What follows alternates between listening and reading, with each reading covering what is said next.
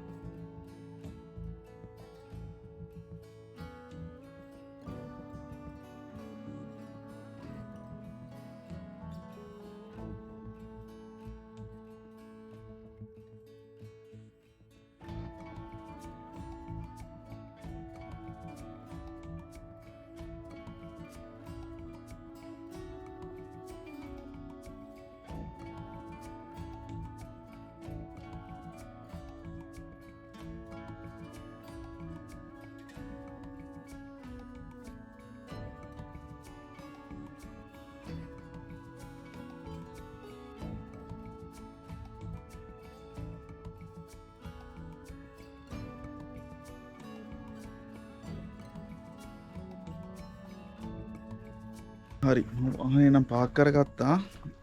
පේන විදිහට නම් පාකින් වල පොඩි අවුලක් තියෙනවා. මේ වාහන පාක් කරන්න නම් තියෙන්නේ පාර අයිනමයි.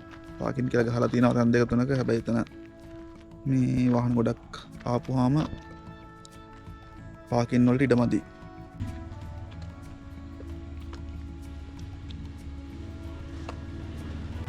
මෙතනින් තමයි ඇතුල් වෙන්න තියෙන්නේ.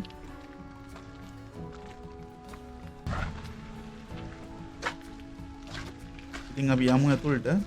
අපිට ඉස්සෙල්ලාම හම්බ වෙන්නේ වැව. වැවේ නම් මාළු ගොඩක් ඉන්නවා. පේන ඇති මාළු රංචුවක් මේ පැත්තට එනවා.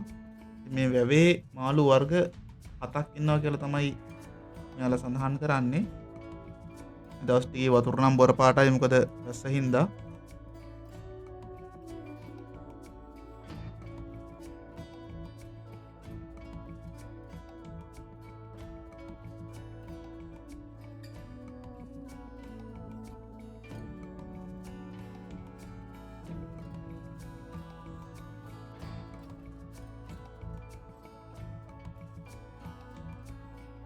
ඉතින් මේ තියෙන්නේ වනජීවි කාර්යාලය. වනජීවි කාර්යාලයෙන් තමයි අපි ටිකට් එක ගන්න ඕනි.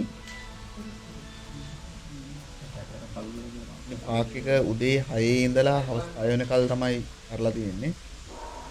ටිකට් වල ගණන් සහ අමතර විස්තර ඒ කියන්නේ කී වෙනකල් ඇරලා තියෙනවද මොනවද පිළිපදින්න ඕන නීති ඒ වගේ දේවල් කාර්යාලයේ ඩිස්ප්ලේ කරලා තියෙනවා. ඉතින් අපි ID නම්බරයයි ෆෝන් නම්බරයයි අරගෙන අපි රෙජිස්ටර් කරනවා. ඇතුළට යන්න කලින්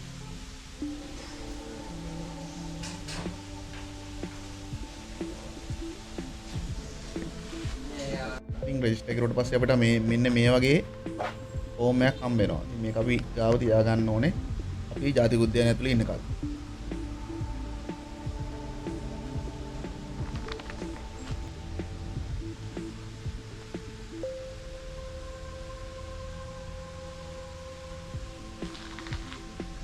එහෙනම් අපි යන්න ඇතුළට. එතනින් තමයි ඇතුළ වෙන්න තියෙන්නේ.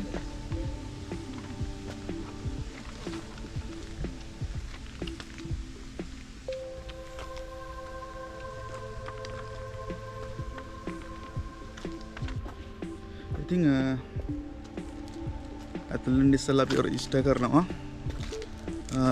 ID නම්බර් එකයි ෆෝන් නම්බර් එකයි අරන් ගාස්තු නම් ලකුව නම් රුපියල් 40යි 48යි. රුපියල් 50ක් විතර තමයි එක්කිනෙකුට ගාස්තු විතර තියෙන්නේ. ඉතින් මෙතනින් පාර බෙදෙනවා දෙකකට. අපි යන් වම් පැත්තට.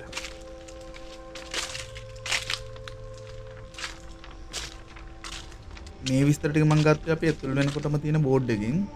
හැබැයි Google එකේ අපිට පෙන්වන විස්තර ගත්තොත් මීට ටිකක් මේකේ සයිස් එක වෙනස් වෙනවා. Google එකේ අපිට පෙන්වන්නේ හෙක්ටයාර් 13ක් විදියට. ඉතින් හෙක්ටයාර් 13ක් කියන්නේ වර්ග කිලෝමීටර වලින් ගත්තොත් 0.13. ලංකාවේ ලොකුම ජාතික වනෝද්‍යාන විදිහට තියෙන්නේ විල්පත්තුව ජාතික වනෝද්‍යානේ. විල්පත්තුවේ ගත්තොත් වර්ග කිලෝමීටර් 1317ක් තමයි සයිස් එක. ඉතින් මේ විදිහට ගයිඩ්ලයින්ස් තියෙනවා. ඒ වදිගේ යන්න තමයි තියෙන්නේ. විල්පත්තුවත් එක්ක මේකේ ප්‍රමාණය අනුපාත බැලුවොත් එක්පත්තුව අබේවුමේ ලොකුයි මීට වැඩිය 10130 වාරයක්.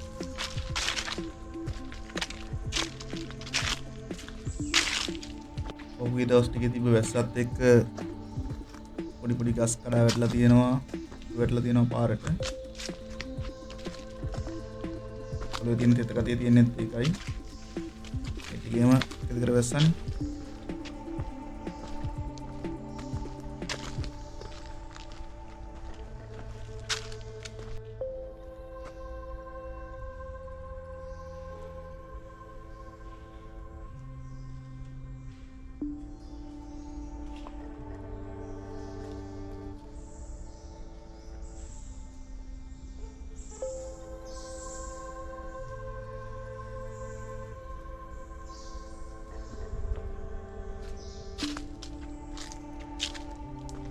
හැබැයි ඉතින් මාරම කූල් නෑ.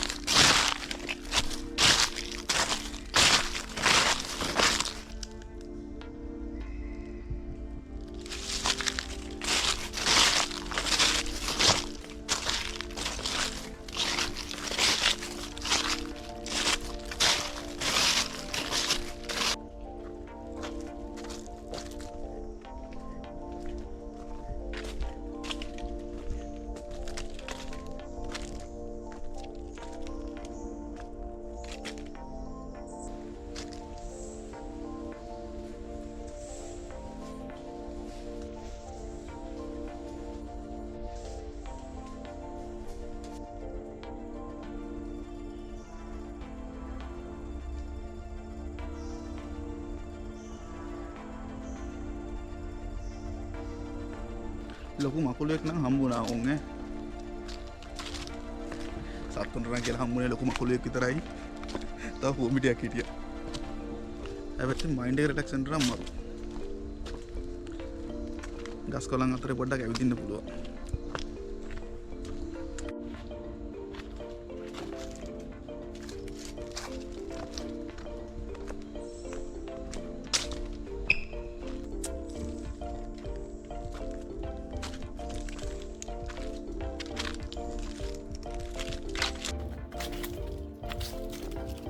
ඔන්න ගමනේ අන්තිම කොටසට ඇවිල්ලා තියෙන්නේ.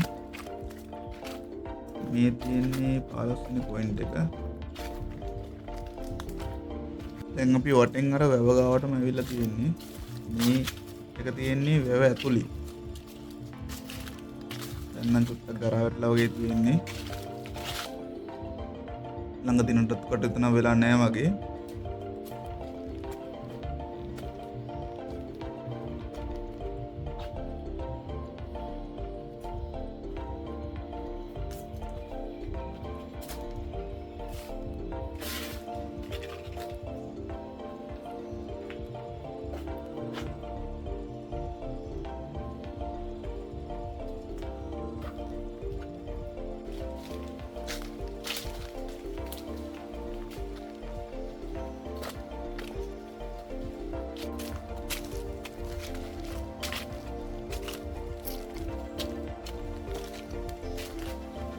මේ තියෙන්නේ දේශන ශාලාව.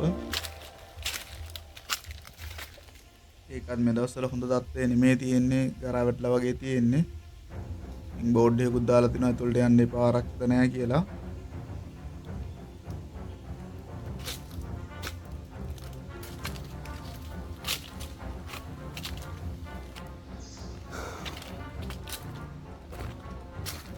මේ තමයි අපි ගමන පටන් ගත්ත තැන. අපි ඉස්සල්ලාම මෙතනින් තමයි වමට හැරිලා කැලේ ඇතුළට ගියේ.